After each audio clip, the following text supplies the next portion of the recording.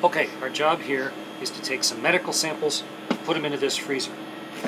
Here are my medical samples. The freezer's at minus 80 degrees. It's actually even a little colder, about minus 90 degrees C.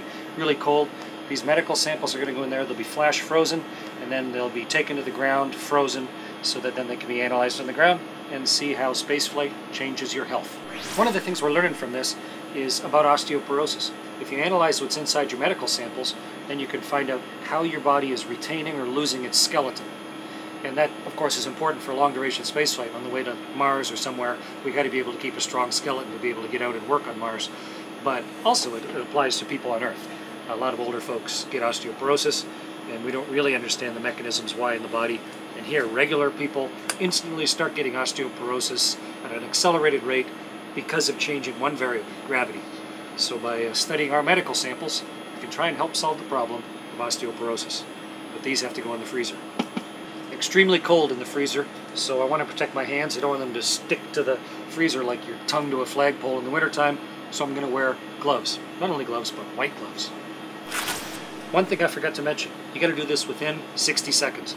We don't want all the cold to get out of the freezer, so we got to do this quickly. I got to be ready, got to be careful, got to be fast, efficient, make this work. Here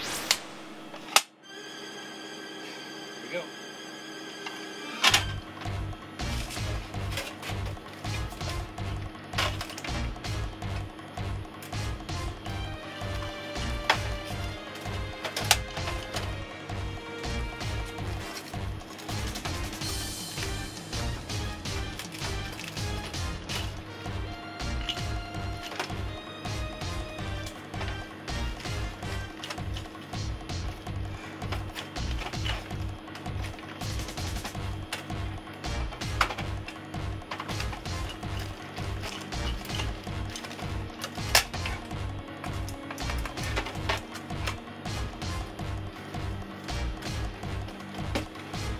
Watch this.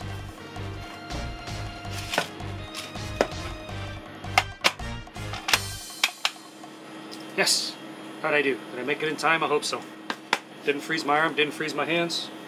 Urine samples are safe for science return to Earth. One more task accomplished in a day on space station.